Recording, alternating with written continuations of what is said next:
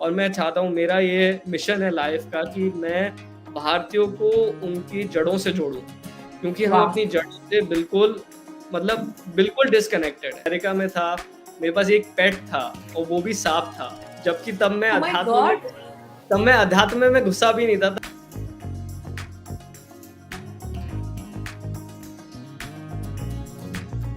पार्टी-वार्टी करते हैं या इन सब से मतलब बिल्कुल ही मुक्ति पा ली है, इन सारे शौक से और आदतों कम से, करता हूँ लाइफ़स्टाइल पार्टी, से? कम करता हूँ अब, कभी-कभार करता हूँ बट कम करता हूँ। न्यूज़ वगैरह देखते हैं? बिल्कुल मैंने भी नहीं। एक्चुअली आप बुरा मत मानना बट मैंने बड़े मीडिया चैनल्स को तो देखना बंद ही कर दिया है, बिकॉज़ आई थिंक मुझे बिग बॉस बताने की आपको ज़रूरत नहीं है, I think you know why.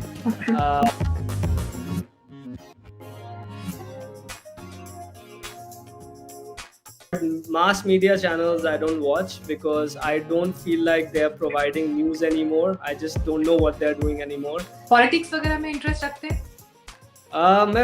मैं काफ़ी एपॉलिटिकल हूँ टू बी ऑनेस्ट। ये क्या पागलपन है? पागल हो गए हो क्या? क्या कर रहे हो ये?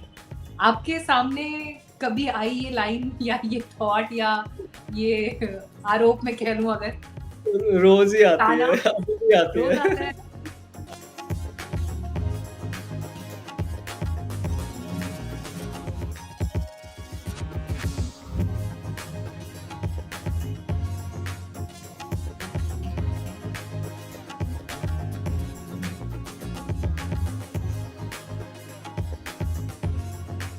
नमस्कार, बहुत स्वागत है आपका न्यूज़ बीट्स पर और आज मेरे साथ एक बहुत ही स्पेशल हस्ती इस इंटरव्यू में शामिल है।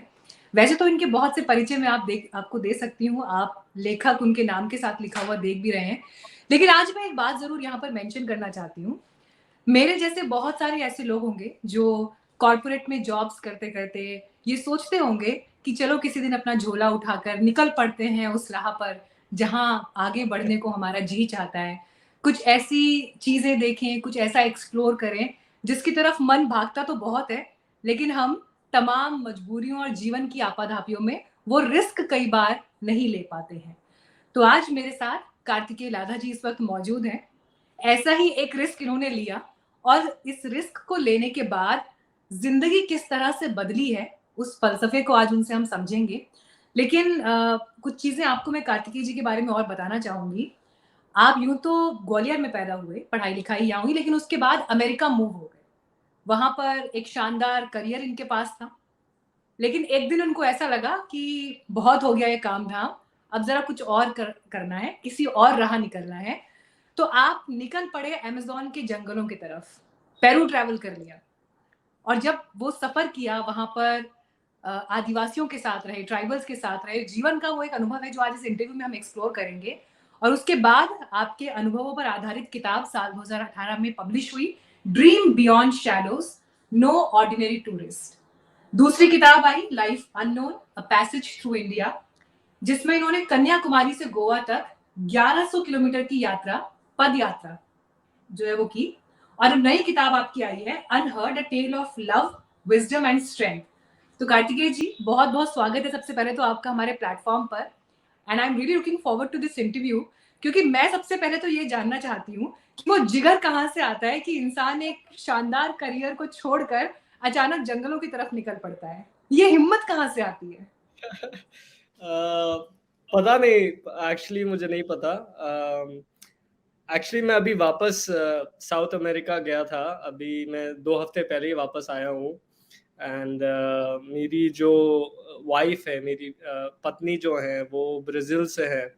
तो हुँ। मेरी इसी साल शादी हुई है और मैं वापस, मेरा वहीं पे एक बार जाना हुआ है। तो कहीं न कहीं मेरा आई थिंक कुछ डीप कनेक्शन है साउथ अमेरिका से। तो कुछ मुझे जोड़े रखता है वहाँ से, जब भी मैं दूर चला जाता हूँ साउथ अमेरिका से। तो वैसे ही कुछ हुआ था कि एक पुकार कह लो, कॉलिंग कहते हैं जो हम, you know, in a spiritual way, वैसी एक मेरे को पुकार सी आई थी। तो वही बस सुन के मैंने सब छोड़ा।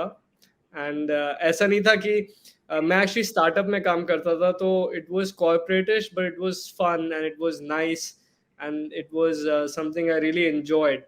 तो ऐसा भी नहीं था कि मैं बहुत मिज़री में था या मैं एन्जॉय नहीं कर रहा था।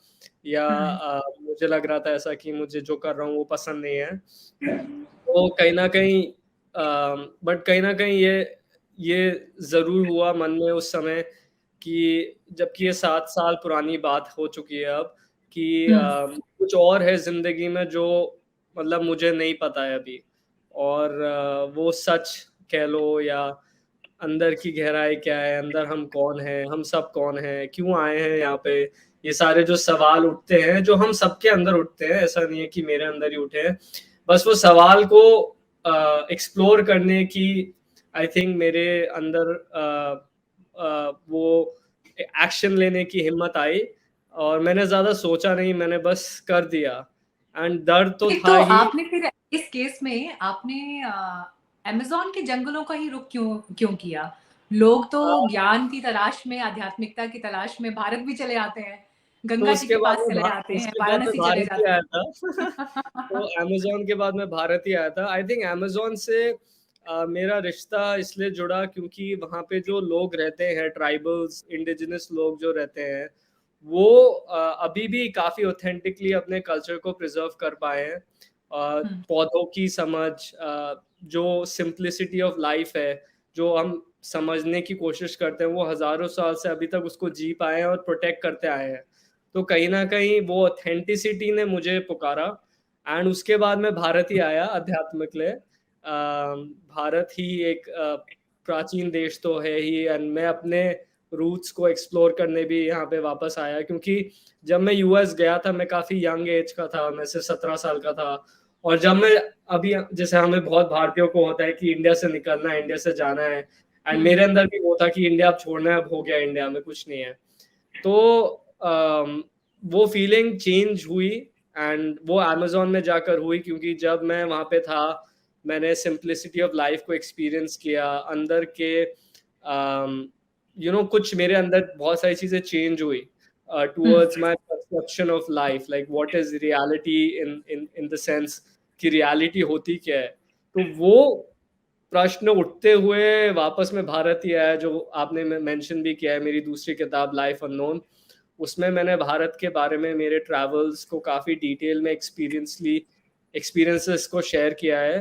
तो दोनों ही कंबाइंड है, ऐसा नहीं है कि अमेज़न ही सिर्फ़ अकेला था, अमेज़न के बाद भारत ही वो जगह थी जिसने मुझे काफ़ी गहराई के अभी भारत के आपके एक्सपीरियंसेस को मैं पूछूँगी आगे, लेकिन हम मेरे जैसे सिनेमा के बहुत सारे शौकीन होंगे, जिन्होंने इस तरह की फ़िल्म्स देखी होंगी, motorcycle diaries, into the wild, bucket या लिस्ट, कई ऐसी फ़िल्में हैं जो जर्नीज़ पर बनी हैं, यात्राओं पर बनी हैं और फ़िल्म तो चलिए फिर भी एक सिनेमैटिक एक्सपीरियंस है जो हम पर्दे पर देख रहे हैं, लेकिन आपने तो उसको असली ज़िंदगी में जिया है। मेरे लिए अभी देख रहा हूँ। सरप्राइज़िंग ये है जानना कि जब आप अमेज़न के जंगलों का जब हम ज़िक्र करते हैं अ, ये कहने में जितना आसान लग रहा है, आई एम श्योर जीने में उतना आसान नहीं था। धरती के फेफड़े, धरती के लंग्स हम उन जंगलों को कहते हैं कि 40% ऑक्सीजन जो है वो हमें वहाँ से मिलता है। आप जब वहाँ पर निकल गए, वहाँ पर चल दिए, तो ऑफ कोर्स अपनी पहले की ज़िंदगी को पीछे छोड़ा होगा, अपने पहले के जीने के तौर तरीकों को पीछे छोड़ा होगा। कहते हैं ना कि आप जब भीतर से इतने भरे हुए नहीं होंगे, तभी आप और ज़्यादा लेने की स्थिति में और रिसीव कर पाने की स्थिति में होंगे। तो जो ज़िंदगी आपकी अमेरिका में रहते हुए बनी थी, जो स्ट्रक्चर थी, उसको अनलर्न कैसे किया? तो उसको आई उन थिंक सारे स्टैंडर्ड्स को कैसे तोड़ा? ये बहुत अच्छा सवाल है क्योंकि एक्चुअली अनहर्ड का भी यही एक कॉन्सेप्ट मैंने शेयर किया है लोगों के साथ कहानी के माध्यम से कि अध्यात्म अध्यात्म को ना हमने बहुत कॉम्प्लिकेट कर दिया है, इंडिया में भी बहुत कॉम्प्लिकेट कर दिया है। हमने उसको एक रिलीजियस तरीका बना दिया है चीज़ें और बढ़ाने का अपने अंदर, ऐसे कपड़े पहनने का, ऐसा दिखने का तो हम आध्यात्मिक हैं, मंदिर जाने का, मस्जिद जाने का तो हम आध्यात्मिक हैं। वो आध्यात्मिक हो सकता है, मैं ऐसा नहीं कह रहा कि वो नहीं हो सकता, सबका अध्यात्म अलग है। पर मेरे अकॉर्डिंगली अध्यात्म की एक जो मेरी खोज रही वो थी कि अंदर के स्ट्रक्चर्स को तोड़ने की। तो हुँ, अमेज़न में जाके वो मेरे साथ बहुत डीपली हुआ क्योंकि जो वहाँ के लोग हैं उन्होंने उनकी जो प्रैक्टिसेज़ हैं, उनकी जो प्लांट मेडिसिन्स वो लोग कहते हैं, वो जो उनके यूसेज हैं उनके प्लांट मेडिसिन्स के, उन सारी चीज़ों से मेरे को एक आयुर्वेदिक समझ लीजिए आयुर्वेदिक एक्सपीरियंस वो उन्होंने उन एक्सपीरियंसेस ने मेरे अंदर की चीज़ों को बहुत तोड़ा। तो जैसे आपने कहा कि अमेज़न धरती के लंग्स हैं, वो धरती के लंग्स भी हैं और धरती के सोर्स भी हैं। क्यों है वो धरती के लंग्स? क्योंकि वो धरती के सोर्स से अभी भी जुड़े हुए हैं वो लोग। जो हमारा हुँ, सोर्स है, हम कहाँ से आए हैं? हम इस धरती के अंदर से आए हैं, कोर ऑफ द अर्थ। वो हुँ, कोर हमारा क्या है? उस कोर से हमें वापस जोड़ना अपने आप को बहुत ज़रूरी है आज के समय में, क्योंकि भारत में भी अगर मैं बात करूँ, लोग कोर से दूर हो गए हैं। तभी भारत में इतनी सारी चीज़ें, अब डिविज़न्स बढ़ गए हैं, लोग भटक रहे हैं, मुझे ऐसा लगता है कि लोग बाहरी डिस्ट्रैक्शंस में इतने खो गए हैं कि वो अंदर के सोर्स से ही डिस्कनेक्ट हो गए हैं, नेचर से डिस्कनेक्ट हो गए हैं। तो अमेज़न अगर दुनिया का लंग्स है, तो वो दुनिया का कोर भी है, क्योंकि उन्होंने अभी भी नेचर को अपना भगवान मान रखा है और नेचर हुँ। को भगवान मानते हुए ही वो ज़िंदगी को जी रहे हैं। और इस हुँ, तरीके से अगर हम ज़िंदगी को जीना सीख पाते हैं, और मैं भी ये प्रयास करता रहता हूँ, तो हमें बहुत क्लैरिटी के साथ-साथ, सिम्प्लिसिटी के साथ-साथ एक प्रेज़ेंस में रहने का अनुभव होने लग जाता है कि वैसे देखिए प्रेज़ेंस में। मैं आपकी जो किताब है उसको मैं पढ़ूँगी ज़रूर एक बार, ड्रीम बियॉन्ड शैडोज़, क्योंकि मैं लिटरली जानना चाहती हूँ कि आपने वहाँ ज़िंदगी कैसे बिताई। लेकिन जिस तरह के सवाल इस वक़्त मेरे मन में आ रहे हैं, जितने लोग इंटरव्यू देखेंगे आई एम श्योर उनके मन में भी ये सवाल आएँगे। तो मैं ना क्विक क्विक सवाल आपसे कुछ पूछूँगी, आप वन वर्ड आंसर मुझे उनके दीजिएगा। जब आप बिल्कुल, अमेज़न के जंगलों में थे, मोबाइल था आपके पास? मैंने बंद करा हुआ था एक्चुअली। मैं अमेज़न से पहले से मैं 3 महीने तक मोबाइल से काफ़ी डिस्कनेक्ट तो था। उस पूरे ड्यूरेशन में आपके पास मोबाइल नहीं था। और कितना उसके समय बाद था ये? मेरे पास मोबाइल था, बट मैं इंटरनेट से डिस्कनेक्टेड था, और मैं जब ओके। मेरे को प्रैक्टिकल चीज़ों के लिए प्लेन्स के टिकट वगैरह बुक करने होते थे, तब मैं यूज़ करता था, सिवाय उसके मैं नहीं यूज़ करता था। और इंडिया और ये आने के कितना बाद भी कितना टाइम पीरियड था जब आप जंगलों में रहे? एक्चुअली वो 3 महीने, और इंडिया आके जब मैंने 7-8 महीने उसके बाद इंडिया में ट्रैवल किया था हिमालयाज़ में, मैं हुँ, उस समय भी मोबाइल से डिस्कनेक्टेड था। तो करीब 1 वाह! साल मैंने बिना फ़ोन के बिताया था उस समय, मतलब इंटरनेट के बिना बिताया था। मतलब कोई कोई फ़ेसबुक नहीं, कोई यूट्यूब नहीं, कोई शॉर्ट्स, रील्स, ट्विटर। नहीं, तब मैं सोशल इसमें मीडिया से में नहीं था, कुछ नहीं था। इसमें से कुछ तो भी वो नहीं। बहुत ही बड़ा स्टेप था, क्योंकि मैंने ना ही डिस्कनेक्ट अपने आप को डिजिटल वर्ल्ड से किया था, बट मेरे जो पुराने सारे कॉन्टैक्ट्स थे, फ्रेंड्स थे, उन सब से डिसोसिएट हो गया था मैं, और फैमिली से भी डिसोसिएट हो गया था। तो मैं ये कहना चाहूँगा कि जो मेरे जानने वाले थे, जो मुझे बहुत प्यार करते थे, उनके लिए भी काफ़ी मुश्किल समय था, क्योंकि सबको लग रहा था कहाँ चला गया है, क्या हो गया है? बिकॉज़ सभी मैंने छोड़ दिया था मटीरियलिस्टिक वर्ल्ड हुँ, में। मतलब हुँ। फैमिली को भी छोड़ दिया था, फ्रेंड्स को भी छोड़ दिया था। तो और काफ़ी लंबा पीरियड था, 1 साल था, मतलब ऐसा नहीं कि सिर्फ़ 10 दिन का विपासना टाइप्स एक्सपीरियंस हुआ, मतलब 1 साल अगर आप एकदम एकदम ऐसी तो जगहों पे चले। ये जो पूरा ड्यूरेशन था, इसमें खाने-पीने का हिसाब क्या होता था? किसी तरह का आपने जंक फूड या जो भी हम बाहर की चीज़ें होते हैं, वो मिस करते थे उस टाइम पर? जो हम कहते हैं कि एक एक जीवा का जो एक स्वाद होता है, अलग-अलग इंद्रियाँ अगर शरीर में हैं, तो उस स्वाद को मिस करते थे? आई थिंक वो पीरियड ऐसा था कि वो बहुत ही एक्सट्रीम पीरियड था मेरी लाइफ़ का। आई डोंट थिंक मैं वैसे वापस कभी जी सकता हूँ, या अगर होगा तो बहुत ही अनलाइकली सिनेरियो है। वो एक्सट्रीम सिचुएशन इसलिए थी कि मैं सच की राह पे इतनी गहराई में जाने की कोशिश कर रहा था कि मैंने खाना-पीना तो छोड़िए, मैंने पैसा भी छोड़ दिया था, जो कि बहुत ही मुश्किल समय था। तो मैं सेविंग्स के साथ जी रहा था। जब मैं इंडिया में था तो मुझे कुछ भी मिल जाता था खाने के लिए, कहीं भी रहने के लिए मिल जाता था, मैं रह लेता या खा लेता था। तो वो शारीरिक हुँ, संबंध से मैं बहुत डिटैच हो गया था उस समय। और अगर मैं बात करूँ ट्राइबल्स की, वो लोग इतने एक्सेप्टिंग हैं एंड अ, वो इतने इवॉल्व्ड हैं स्पिरिचुअली, कि वो आपको अपनी नॉलेज शेयर करना चाहते हैं। अगर कोई उनके पास जाता है कुछ सीखने के लिए, वो एक्सेप्ट करना चाहते हैं आपको। वो तो चाहते हैं कि दुनिया में ये नॉलेज वापस पहुँचे, ये नॉलेज रिवाइव होए, हुँ, कि हम प्लांट से अपनी एक्सपीरियंस को, प्लांट से वापस जुड़ें, वापस धरती से जुड़ें, क्योंकि हम अभी हर चीज़ से जुड़े हुए हैं सिवाय अपने आप से। तो वो तो ये चाहते ही हैं कि लोग वापस अपने आप से जुड़ें, क्योंकि वो तो वैसे जी रहे हैं, उनके लिए तो बस शेयर करना है ये एक्सपीरियंस। हुँ। और ये बहुत ही मतलब ये अभी से नहीं चला आ रहा है, ये मतलब काफ़ी 100, 200, 300, 400 सालों से चला आ रहा है थ्रू कॉलोनाइज़ेशन पीरियड। एंड अभी आई थिंक हम फिज़िकली कॉलोनाइज़्ड नहीं है, बट हमारा माइंड कॉलोनाइज़्ड है। हमारा माइंड इस हुँ, तरीके से कॉलोनाइज़्ड है कि हमें लगता है कि वो लोग बैकवर्ड्स हैं, या ये तरीका बैकवर्ड्स है, या जो हम करे जा रहे हैं, हम अगर पैसा कमा रहे हैं, हम ये कर रहे हैं, अगर हम प्रोग्रेस कर रहे हैं, तो ये इवॉल्व्ड है, ये एक एडवांस तरीका है। तो हमारा जो माइंड है ना, वो हमें डीकोलोनाइज़ करना है।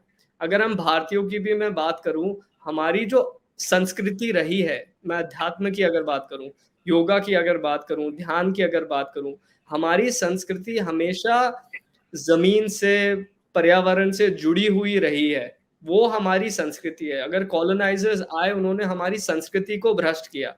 वो आज भी भ्रष्ट है, वो अब हम खुद भ्रष्ट कर रहे हैं। हम ही नहीं समझ पा रहे हैं हमारी संस्कृति क्या है, हमें नहीं पता कि हमारा अध्यात्म है क्या? तो वो हुँ, जुड़ाव हमारा भी खत्म हो गया है अब। अगर मैं इंडिया की बात करूँ, मैंने इतना इंडिया ट्रैवल किया है, जो लोगों का खुद से जुड़ाव है वो खत्म हो गया है और अध्यात्म से जुड़ाव एक रिलिजियस ऑफरिंग की तरह बन गया है। क्रिया कर्मों में लोग हुँ, भटके हुए हैं, दिखावे में लोग भटके हुए हैं, क्या कपड़े पहने ये भटके हुए हैं, कैसे हम दिखें आध्यात्मिक ये भटके हुए हैं। बट जो असली अध्यात्म है, जो अपने अंदर का सच है, उसको जानते हुए वो प्रैक्टिकल लाइफ में लाना, उसमें हम कहीं न कहीं उलझे हुए हैं। तो ये हुँ, मुझे लगता है because of them tribals, because they have been practising this for thousands of years, और वो थाउज़ेंड्स ऑफ ईयर्स से कॉलोनाइज़ नहीं हो पाए, वो अपने आप को डिफेंड करते रहे, प्रोटेक्ट करते रहे अपने कल्चर को। कहीं न हुँ, कहीं वो ऑथेंटिसिटी उन्होंने मेंटेन कर रखी है। तो वो हुँ। ऑथेंटिसिटी अभी भारत में वापस जागरूकता होनी शुरू हुई है और मैं चाहता हूँ, मेरा ये मिशन है लाइफ़ का कि मैं भारतीयों को उनकी जड़ों से जोड़ूँ। क्योंकि हम वाह! अपनी जड़ों से बिल्कुल, मतलब बिल्कुल डिस्कनेक्टेड हैं। हमें पता ही नहीं है कि आप हमारी अभी लाइफ़ की जिस एज में हैं, लाइफ़ की जिस स्टेज में हैं, ऐसे वक़्त में इस तरह की बातें आपसे सुनना वाक़ई एक बड़ी उम्मीद देता है कि चलिए कोई हटकर कुछ अलग सोचने पर और करने पर बिलीव करता है। और आपकी बातों से मैं जितना आपके व्यक्तित्व को पढ़ पा रही हूँ, मुझे ऐसा लगता है कि स्पिरिचुअलिटी आपके भीतर उसकी एक लॉ इस वक़्त जल रही है जिसको आप अलग-अलग जगहों पर एक्सप्लोर कर रहे हैं। और अपने लेखन के ज़रिए, अपने एक्सप्रेशन के ज़रिए आप उसे लोगों तक कहीं न कहीं पहुँचाना भी चाहते हैं। तो आपकी जो पहली 2 किताबें हैं, वो तो आपकी जर्नीज़ से इंस्पायर्ड हैं, लेकिन जो आपकी अभी नई किताब अनहर्ड आई है, tale of love, wisdom and strength, तो ये फ़िक्शन है या फिर इसमें आपने स्पिरिचुअलिटी को जिस तरह से एक्सप्लोर किया या जो आपकी लाइफ़ एक्सपीरियंसेस हैं, उन्हीं को आपने कहानी की शक्ल दी है? ये एक फ़िक्शनल कहानी है, मैंने इसमें कैरेक्टर्स बनाए हैं, ये मेरी कहानी नहीं है। ऑफ़ कोर्स हुँ, मेरे एक्सपीरियंसेस से इन्फ्लुएंस्ड है ये कहानी, हर लेखक की कहीं न कहीं उसमें आवाज़ आ ही जाती है। पर मेरा ये मिशन था इस बुक के तहत कि लो कैसे मैं मास लोगों तक एक ऐसी कहानी पहुँचा पाऊँ जिससे लोग ईज़िली कनेक्ट कर पाएँ एंड कहीं न कहीं वो नॉन फ़िक्शन से हमेशा हो नहीं पाता है, because hmm, non fiction limit हो जाती है कहानी को लेके कि लोग सोचने लग एब्सोल्यूटली। जाते हैं कि ये कैसे हुआ, ये प्रैक्टिकल है कि नहीं, ये हुँ, लॉजिकल है कि नहीं, ओह! ये। तो फ़िक्शन एक मेरे को एक माध्यम ऐसा मिला कि मुझे लगा कि अगर मुझे मासेस को कहीं न कहीं इन्फ्लुएंस करना है, एक कहानी के माध्यम से, क्योंकि कहानी ही ऐसी एक माध्यम है जो भारत में जो इंसानों को हज़ारों साल से जोड़ी रखी है। We have been a story tellers for thousands of years और हमने कहानियों के माध्यम से ही हमारे कल्चर बनाए हैं।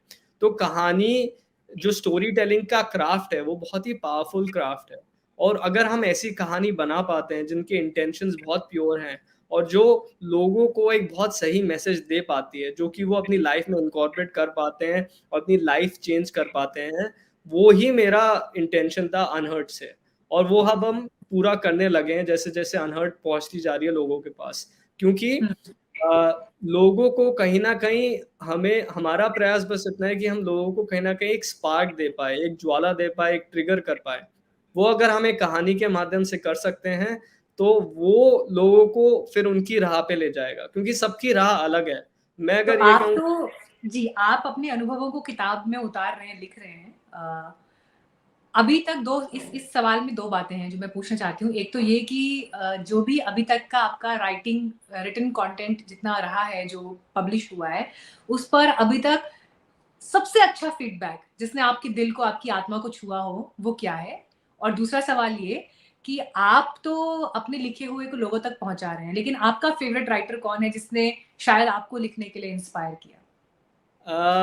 फीडबैक के लिए तो मैं ये कहूँगा कि जो अनहर्ड का रिस्पॉन्स हमें मिल रहा है, एंड जिस तरीके से ये लोगों को इम्पैक्ट कर रही है, खासकर भारत में, खासकर यंग लोगों में, जिस तरीके से, क्योंकि ये जो ज्वाला आप कह रही थी कि मेरे अंदर दिख रही है इस एज में, ये ज्वाला बहुत यंग लोगों में आजकल आ रही है, क्योंकि लोग जागरूक हो रहे हैं, बिकॉज एंड इसका एक कारण है, बिकॉज पेन और सफरिंग की अगर मैं बात करूं, इंटरनल पेन एंड सफरिंग की अगर मैं बात करूं, वो बहुत बढ़ गया है आज के समय में। एंड इसके बहुत सारे कारण है, बिकॉज हम 20-30 सालों में बहुत एक्सपोनेंशियली ग्रो हुए हैं, टेक्नोलॉजिकली, मटेरियलिस्टिकली, एंड कहीं ना कहीं हम स्पिरिचुअली डी ग्रो हुए हैं। तो जो भी इलनेसेस चल रही हैं, क्रॉनिक इलनेसेस बढ़ी हैं, मेंटल हेल्थ इश्यूज बढ़े हैं, उनका एक कारण है, वो एक सिस्टमैटिक वजह से हो रहे हैं। उसी की वजह से लोग बहुत कलेक्टिव तौर पे बड़े बड़े नंबर्स में जागरूक होना चाह रहे हैं। तो वो अगर आप किसी को ऑथेंटिकली कुछ प्रोवाइड कर रहे हैं, जो अनहर्ड की तरह से, अनहर्ड की वजह से हम कोशिश है हमारी कि हम प्रोवाइड कर पाए, उससे हमें जो फीडबैक मिल रहा है वो देख के मुझे बहुत खुशी होती है, बिकॉज कहीं ना कहीं ये लग रहा है कि जो इंटेंशन था वो लोगों तक ऑथेंटिकली पहुंच पा रहा है, एंड लोगों से वो रिस्पॉन्स मिल रहा है, because people are not looking for fake things any more, they are looking for authenticity, because already बहुत सुपरफिशियल चीजें हैं। अगर भारत की बात करूं, भारत में आपको हर जगह मिल जाएंगी, बहुत सुपरफिशियल चीजें चल रही हैं, बहुत ही लोग एक दूसरे को बेवकूफ बनाने में लगे हुए हैं। तो जब अगर आप किसी को, इंटेंशंस आपके सही हैं और कुछ आप सच की बात अगर सही तरीके से लोगों तक पहुंचा रहे हैं, लोग उससे कनेक्ट करते हैं। तो वही कनेक्शन देख के लोगों से जुड़ाव जो बन रहा है, उससे मुझे बहुत खुशी मिलती है। दूसरा प्रश्न आपका जो राइटर को लेके है, मेरे बहुत सारे राइटर्स चेंज होते रहते हैं, बट मैं कहूँगा मेरे एक जापानीज राइटर है, वो बहुत मुझे पसंद है, उनका नाम है मुराकामी, हरुकी मुराकामी, काफ़ी फेमस राइटर है। उनकी राइटिंग स्टाइल, उनकी क्राफ्ट एंड उनकी मास्टरी ओवर हिज क्राफ्ट मेरे को बहुत इंस्पायर करती है, and he, I would say he is definitely one of my top favourite writers.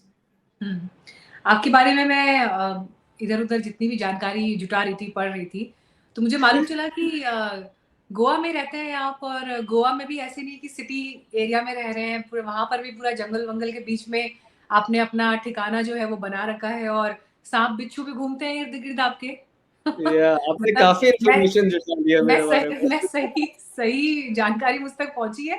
ये या सही फिर ये जानकारी कि है। मैं इज़ एक्चुअली इट? काफी, please elaborate.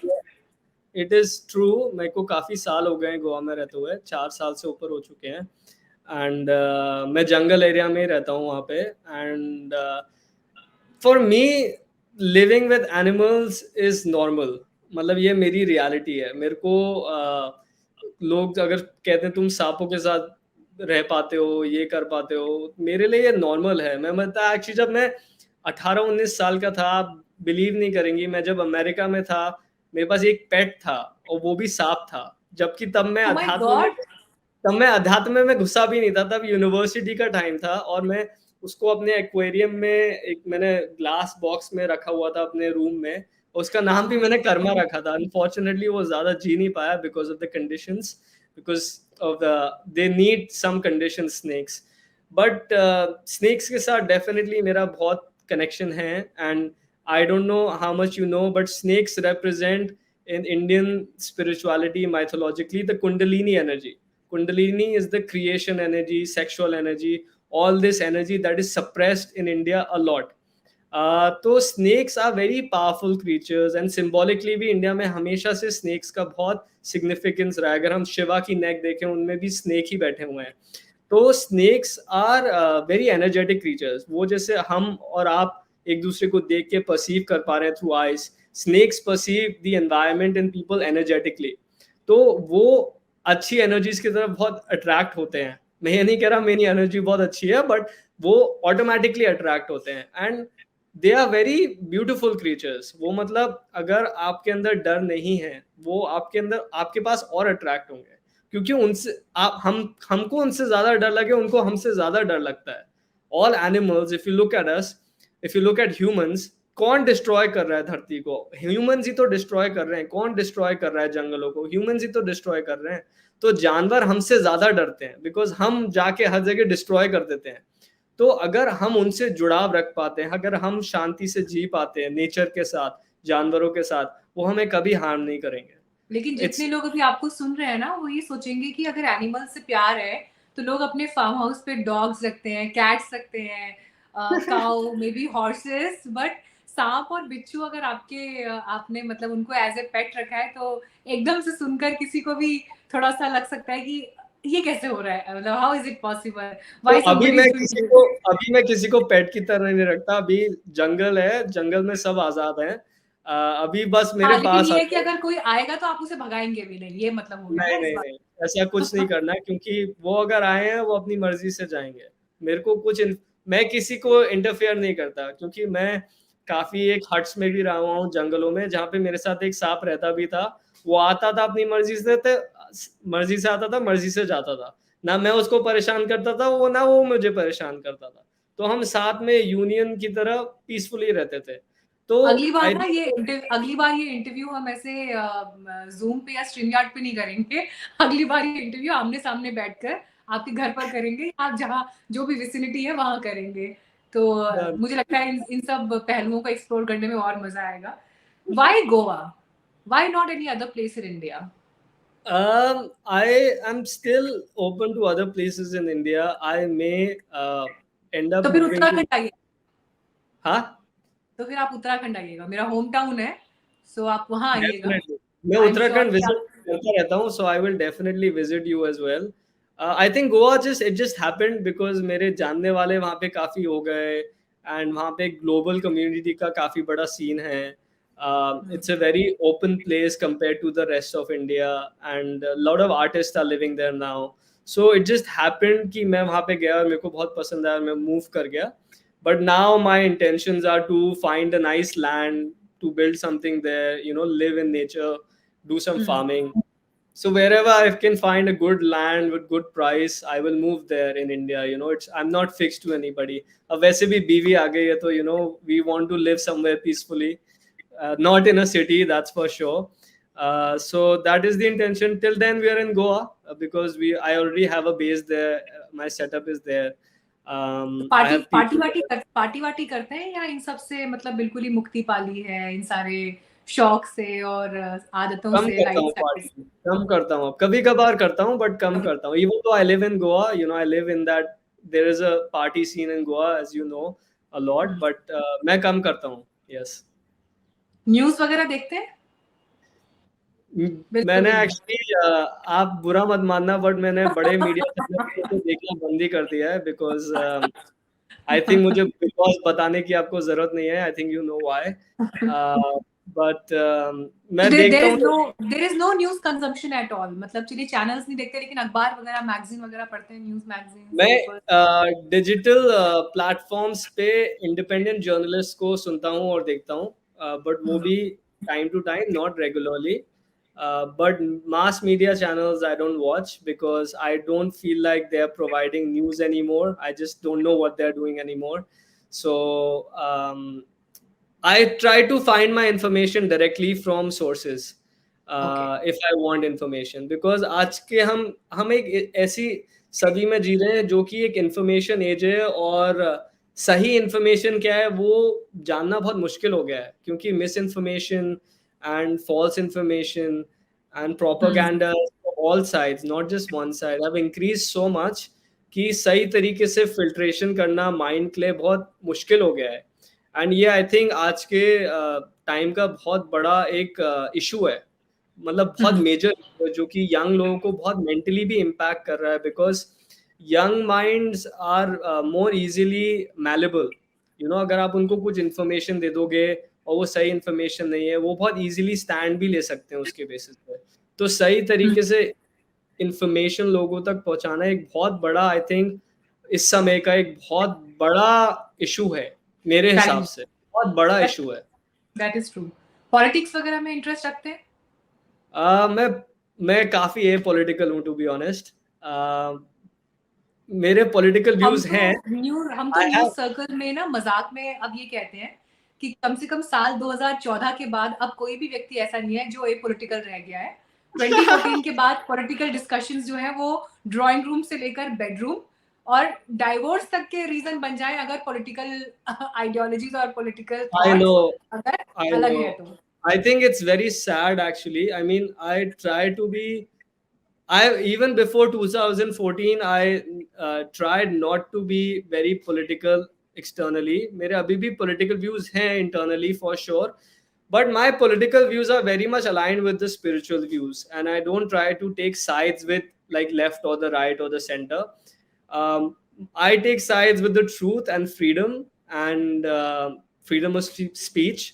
I think Bharat में या किसी भी देश में जहाँ भी मैं रहना चाहूँगा, मैं ये प्रेफर करूँगा कि वो देश freedom of speech and freedom of being लोगों को एंड टॉलरेंस बहुत हाई होना चाहिए, बिकॉज जिस समय वो होना बंद हो जाता है किसी भी देश में या किसी भी सोसाइटी में, कहीं ना कहीं क्रिएटिविटी खत्म होने लग जाती है और क्रिएटिविटी सप्रेस होने लग जाती है, क्योंकि हमें लोगों को खुले विचार रखने का और उनको एक्सप्रेस करने का पूरा फ्रीडम देना चाहिए, और हमें खुद इतना डेवलप होना चाहिए कि अगर आपके विचार मेरे से अलग हैं और मेरे को आपके विचार पसंद नहीं है, पर वो मेरे और आपके बीच के रिलेशनशिप को अफेक्ट नहीं करना चाहिए।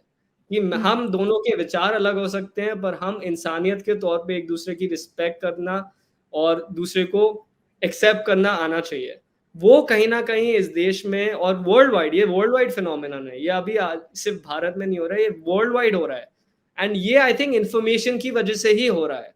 जिस तरीके से डिविजन एंड डुअलिटी दुनिया भर में बढ़ रहा है, ये मेरा मानना है सही नहीं है। तो वो आप किसी भी पॉलिटिकल व्यू से हो, किसी भी आइडियोलॉजी से हो, पॉलिटिकल पार्टी से हो, वो इतना महत्व नहीं रखता है कि ये जो अभी ग्राउंड लेवल पे डिवीजन बढ़ रहा है वो सही नहीं है। तो मैं उसके डेफिनेटली अगेंस्ट हूँ। एंड ये मेरी बात सुन के आई थिंक कोई भी किसी भी पॉलिटिकल व्यू या आइडियोलॉजी से हो वो डिसएग्री नहीं करेगा, बिकॉज इंसानियत को इंसानियत की तरह ही हमें ट्रीट करना चाहिए। और अगर हमारा वो इंसानियत का बेस फाउंडेशन टूटने लग जाएगा तो सोसाइटीज को कोलैप्स होने में ज्यादा समय नहीं लगेगा। तो सोसाइटीज को अगर हमें प्रोटेक्ट करना है और सोसाइटीज को अगर हमें प्रोग्रेस करवाना है, तो हमें freedom of speech and tolerance को बढ़ाना बहुत जरूरी है। बड़ी इंटरेस्टिंग बातें आपने इस सवाल के जवाब में कहीं, जो एक्चुअली इस तरह के थॉट प्रोसेस है जिससे शायद कोई अगर बहुत ज्यादा ध्यान देकर ना भी सोच रहा हो तो चाहे अनजाने में कम से कम वो बातें किसी ना किसी रूप में हम सबके सामने आ ही रही हैं। और अच्छी बात है अगर इन चैलेंजेस को एक्नॉलेज आज की तारीख में किया जा रहा है। एक बात मैं और जरूर पूछूंगी आपसे आपकी पर्सनल लाइफ को लेकर, एक्चुअली पहले ही पूछना था फिर मैं भूल गई पूछना ये चीज। मैंने एक चीज ऑब्जर्व की कि वो लोग जो लीक से हटकर चलते हैं या चलने की कोशिश करते हैं, एक होता है ना हमारी इंडियन फैमिलीज में एक सेट आइडिया होता है कि अच्छा पढ़ लो, अच्छे से एग्जाम निकालो, टॉप कर लो, फिर उसके बाद कॉलेज में चले जाओ, वहां से अच्छा कर लो, फिर जॉब में चले जाओ, फिर उसके बाद शादी, फिर घर परिवार। तो एक सेट आइडिया होता है आइडियल लाइफ का कि इस तरह से जीना है या जिया जाता है। लेकिन बस वो सब छोड़ छाड़ कर इंसान चल दे और वो जंगलों में पहुंच जाए, आदिवासियों के बीच में, ट्राइबल्स के बीच में रहना शुरू कर दे, सबसे डिस्कनेक्ट हो जाए, फिर पद यात्रा शुरू कर दी कन्याकुमारी से लेकर ये गोवा तक की। एक शब्द है, मतलब लोग कहते हैं कि अच्छा ये क्या पागलपन है, पागल हो गए हो क्या, क्या कर रहे हो ये। आपके सामने कभी आई ये लाइन या ये थॉट या ये आरोप में कह लूं अगर? रोज ही आती है, अभी भी आती है। वो आई थिंक वो पीरियड मेरी फैमिली के लिए बहुत मुश्किल था, बिकॉज मैं अकेला लड़का, and you know as you said India में इतनी सारी लोगों के अंदर कंडीशनिंग्स हैं, खासकर माँ बाप के अंदर एक्सपेक्टेशंस हैं, ये सारी है। तो उनकी जब वो एक्सपेक्टेशंस ये सब ब्रेक हो रही थी तो आई कुड सी कि they were in a lot of pain and suffering. At the same time I could see कि उनको पता था कि ये कुछ और कर भी नहीं सकता, मतलब ये इतना फर्म हो गया इन चीज़ों को लेके, ये अब और कुछ करेगा भी नहीं। तो कहीं ना कहीं वो टफ पीरियड था पूरी फैमिली के लिए। एंड बट मुझे कहीं ना कहीं उम्मीद थी कि मेरे अंदर से अगर इंटेंशंस मेरे सही हैं और मैं बहुत जुड़ा हुआ हूँ, जो मुझे आवाज़ आ रही है उसको मैं फॉलो करता रहूँगा, तो ये कहीं ना कहीं समय के साथ सब ठीक हो जाएगा। और समय के साथ ठीक हो गया, बिकॉज आज मैं देखता हूँ मेरी वजह से मेरे परिवार में कितना डिफरेंस आया है, मेरे परिवार में एक्सटेंडेड फैमिली में सबकी लाइफ कितनी चेंज हुई है, just because of my actions, not because I am trying to change them. And I think that's the best you can do, because if you are following your heart and you will continue doing that, it will inspire other people's, including your family members, to change automatically. वो by product हो जाता है. मतलब आपने तो अपनी जिंदगी से ही उनको ये एग्जाम्पल दिया कि कैसे जिया जा सकता है. बट अब जब बातचीत के अंतिम पड़ाव पर हैं तो मुझे लगता है कि आज की बातचीत में बहुत सारे पॉइंट्स निकल कर आए, लेकिन जिस तरह की लाइफ हम जी रहे हैं, हम भाग रहे हैं, हम बस दौड़ रहे हैं किसी चीज के पीछे. एक ख्वाहिश पूरी होती है तो फिर उसके उसके आगे दूसरी ख्वाहिश, फिर तीसरी, चौथी, पांचवी. और ये ऐसा नहीं है कि ये सवाल कोई इंटरव्यू लेने वाला किसी इंटरव्यू देने वाले से पहली बार पूछ रहा है. इससे पहले भी कई बार ये डिस्कशंस हुई हैं, लेकिन क्योंकि आप अब यंग हैं, आपने विदेश में करियर को छोड़कर दूसरी राह अपनाई, इसलिए ये सवाल और रेलेवेंट हो जाता है. कम साधनों में या जो कॉर्पोरेट लाइफ है उसको छोड़कर भी संतुष्टि के साथ जीवन जिया जा सकता है. ये कितना प्रैक्टिकल है, ये कितना प्रैक्टिकल है? अगर कोई और आपको देखकर इस वक्त एडमायर्ड फील कर रहा है, इंस्पायर्ड है, वो भी आपके पदचिन्ह फॉलो करना चाहता है, तो ये कितना प्रैक्टिकल है? आई थिंक ये बहुत ही इम्पोर्टेंट सवाल है, बिकॉज काफ़ी समय से मेरा ये प्रयास रहा है और आगे भी रहेगा कि लोगों को ये नहीं बोलना है कि वो अपने पाथ को चेंज करें या अपने कॉर्पोरेट लाइफ को छोड़ें, because I understand practical realities बहुत सारी होती हैं एंड लोगों के पास जिम्मेदारियां हैं, फैमिली लाइफ है, तो फैमिली लाइफ को नहीं छोड़ना है. मैं किसी को रेकमेंड नहीं करूँगा ये. I think idea should be to try and find a balance. और सबका बैलेंस अलग है, सबका पाथ अलग है. अगर मैं ये अपना पाथ दूसरों पे अप्लाई करने लग जाऊंगे तो वो भी एक सिस्टम ही बन जाएगा. तो हमें सिस्टम्स लोगों पे अप्लाई नहीं करने हैं, हमें लोगों को इंस्पायर करना है कि आप अपना बैलेंस फाइंड करिए, आप अपने जो आपके तरीके हैं उनको समझिए और अपने अंदर के सच को और अपने अंदर के पीस को पाइए और अपने अंदर की जिंदगी को ठीक करिए. अगर आपकी फैमिली लाइफ ठीक नहीं है और आप छोड़ के चले गए तो आपने कुछ किया नहीं है. मतलब आपको फैमिली लाइफ को पहले अच्छा करना है. So for me as well, like now I have a family, I have a wife. मैं सब छोड़ के सिर्फ जंगलों में अकेला नहीं रह रहा हूँ, मैं वो सब भी मैनेज कर रहा हूँ. And it's important to do it because ये सारे जगहों से हमें बहुत सीखने को मिलता है कि हमारे अंदर के चीज़ें ठीक हो रही हैं कि नहीं हो रही है. अगर इन्हीं सिचुएशंस में हम नहीं डील कर पा रहे हैं तो कहीं ना कहीं हमारे अंदर की साधना मिसिंग है. सो मैं किसी को रेकमेंड नहीं करूंगा कि वो ये सब छोड़े या करे या कहीं जाए. ऑफ कोर्स अगर उनके अंदर की सच को जानने की उनकी ले जा रही है उनको कहीं पे, उनको जाना चाहिए. But I think everybody should listen to their own calling. आप अपने कॉलिंग से जुड़िए, आप अपने अंदर के लव, विजडम एंड स्ट्रेंथ को पाइए. एंड यही अनहर्ट का भी मैसेज है. ये मैसेज ये नहीं है कि आप सब छोड़ छाड़ के चले जाइए और आपको कुछ मिल जाएगा. ऐसा जरूरी नहीं है. हो सकता है किसी के लिए उनका सच घर में हो सकता है किसी के लिए उनका सच हाउसवाइफ बनने में हो सकता है किसी के लिए उनका सच टीवी एंकर बनने में हो. सो आप सब अपना सच पाइए, जो आप कर रहे हैं वो करते रहिए, उसी के दौरान ये सच पाइए, धीरे धीरे शुरू करिए. एकदम से सब छोड़ छाड़ने की जरूरत नहीं है, वो सबको करने की जरूरत नहीं होती है. तो that is the I think that is more practical and it's workable. ऐसा नहीं है कि लोगों को ये वर्क नहीं करता, it works. So I think the idea should be to start and not take a reaction approach, but to take a more progressive, responsive approach. बड़े सुंदर तरीके से आपने अपने शब्दों में इस पूरे थॉट को यहाँ पर हमारे दर्शकों के लिए भी और जितने लोग हमें देखेंगे उनको एक्सप्लेन किया. मेरी तरफ से बहुत शुभकामनाएं आपको, आपकी नई किताब के लिए भी और आगे भी जो भी आपके फ्यूचर प्लान्स हैं. आई एम श्योर कि हम आपको आगे बढ़ते हुए और बहुत सारी लाइफ्स को इंस्पायर करते हुए आगे भी देखते रहेंगे. और गोवा का इंटरव्यू हमारा फिक्स है. नेक्स्ट टाइम सांप और बिच्छुओं के बीच में इंटरव्यू होगा. Let's see what comes out. Thank you so much. पता नहीं आपको पता चल जाएगा कि कितना आपके अंदर डर है. देखिए मैं तो उत्तराखंड से हूँ और हमारा जो मतलब ट्रेडिशनल बिलीव्स है, तो हमारे तो कुल देवता है नागराज. हम उन्हें नागराज कहते हैं और वहाँ की पहाड़ी भाषा में नागरजा बोलते हैं. तो हमारे तो कुल देवता पौड़ी गढ़वाल से. Okay, Garhwal area no. जी. तो मैं हमारे वहाँ तो रहा हूँ गढ़वाल एरिया के. अरे वाह. तो नेक्स्ट टाइम अब आप मेरे साथ आइएगा तो मैं आपको और जो बिल्कुल वहाँ के रिमोट एरियाज़ हैं और जहाँ पर पहाड़ी कल्चर और वहाँ के जो सेंटिमेंट्स और वहाँ के जो ट्रेडिशंस हैं उनको बखूबी दिखाऊँगी। You will find many more such beautiful things and concepts, I am sure. So मैं सरप्राइज़ नहीं थी जब मैंने सांपों और बिच्छुओं की बात सुनी, लेकिन बहुत सारे लोग जो पहली बार सुन रहे होंगे शायद हो सकता है उनको डिफरेंट लगे, लेकिन प्रकृति के साथ जीना पहाड़ के लोगों से बेहतर कौन जान सकता है, ये मैं I हमेशा कहती हूँ। absolutely agree. I हाँ जी। absolutely agree. Thank you so thank you. much, Meenakshi. Thank